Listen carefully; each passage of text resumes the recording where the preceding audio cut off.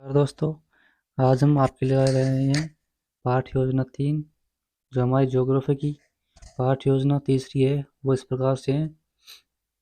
इसमें हमने छात्र अध्यापक का नाम लिख लिया, दिनांक, विषय, कालांश लिख लिए, कक्षा लिख ली, प्रकरण और समयावधि लिख ली। इसके बाद आते हैं हमारे पॉइंट शिक्षण उद्देश्य और व्यवहारगत अपेक्षित परिवर्तन। तो शिक्षण उद्देश्य में हमने पहला पॉइंट लिया ज्ञानात्मक, अवबोधन, कौशलात्मक। ये हमारे पॉइंट हो जाएंगे शिक्षण उद्देश्य के। इस प्रकार इनका विवरण है आगे व्यवहारगत अपेक्षित परिवर्तन में। फिर आगे देखते हैं हम, ये 5-6 पॉइंट है ये। फिर आता है शिक्षण विधि। शिक्षण विधि में हम किस विधि से पढ़ा रहे हैं ये हम बताएंगे। चार्ट विधि है, प्रदर्शन विधि है, प्रश्नोत्तरी विधि है और व्याख्या विधि है। इसके बाद आता है शिक्षण सहायक सामग्री। हम पढ़ाने में, शिक्षण कराने में किस किस सामग्री का प्रयोग करते हैं। तो इसमें चाक है, झाड़न है, संकेतक है, श्यामपट है एवं अन्य कक्षा उपयोगी शिक्षण सहायक सामग्रियाँ ये इसमें आ जाएंगी। फिर आगे आता है पूर्व ज्ञान। पूर्व ज्ञान में लिखेंगे छात्र स्थलाकृतियों के बारे में सामान्य जानकारी रखते हैं, ये हो जाएगी पूर्व ज्ञान। फिर आता है प्रस्तावना। प्रस्तावना में 3 कॉलम बनेंगी। पहला क्रम संख्या का, दूसरा है छात्र अध्यापक क्रिया, तीसरा है छात्र क्रिया। तो हमने 5 प्रश्न बनाए इसमें। पहला प्रश्न है हमारा, पृथ्वी का वह भाग जहाँ जीवन पाया जाता है क्या कहलाता है? जैवमंडल। दूसरा प्रश्न है, जैवमंडल के कितने भाग होते हैं? 3। जैवमंडल के तीनों भागों के नाम बताइए। इस 3 भाग हो जाएंगे, स्थलमंडल, जलमंडल और वायुमंडल। तो स्थलमंडल है, स्थलमंडल पर पाई जाने वाली आकृतियां क्या कहलाती हैं? स्थलाकृतियां। फिर लास्ट प्रश्न बनेगा, पृथ्वी की मुख्य स्थलाकृतियों के बारे में आप क्या जानते हैं? तो इसमें छात्र क्रिया में जाएगा निरुत्तर, यानी वो उत्तर नहीं दे पाएंगे। फिर आता है उद्देश्य कथन। उद्देश्य कथन में लिखेंगे, छात्रों आज हम कक्ष में स्थलाकृतियों के बारे में विस्तार पूर्वक अध्ययन करेंगे। फिर आता है प्रस्तुतिकरण। इसमें 5 कॉलम बनेंगे, शिक्षण बिंदु का, छात्र अध्यापक क्रिया का, छात्र क्रिया, विधि और श्यामपट। इसमें हमने श्यामपट का यूज नहीं किया गया, हम बाद में इसमें लगा देंगे।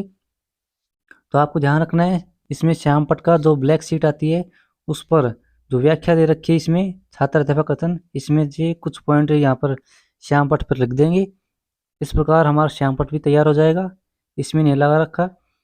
तो पहला पॉइंट होगा हमारा नदी के कार्य। इस स्थलाकृति में पहला पॉइंट नदी के कार्य। तो इसमें हमने 3 प्रश्न बना दिए। नीचे आ जाती है इसकी व्याख्या।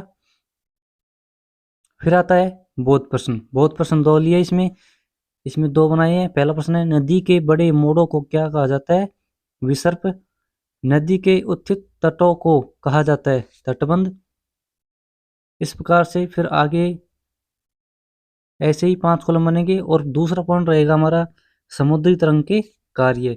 इसमें भी विकासात्मक प्रश्न 3 बनेंगे। फिर इसकी व्याख्या आ जाएगी। फिर आ जाएंगे बोध प्रश्न। फिर तीसरा पॉइंट आएगा हमारा हिमनद के कार्य। इसके भी 3 प्रश्न, व्याख्या। नीचे आ जाएंगे बोध प्रश्न।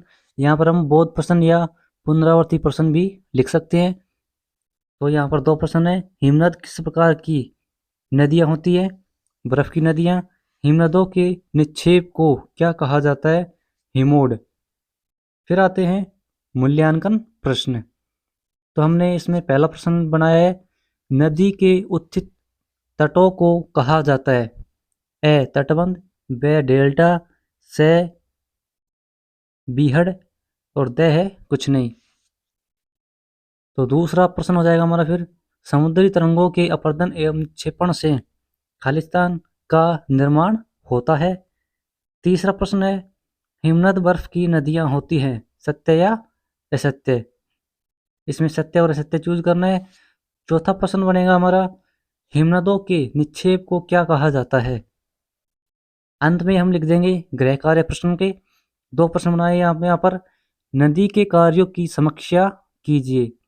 दूसरा प्रश्न है, हिमनद को विस्तार से समझाइए। इस प्रकार से हमारा जो लेसन प्लान तीसरा है ये भी तैयार हो जाता है ज्योग्राफी का लेसन प्लान 3।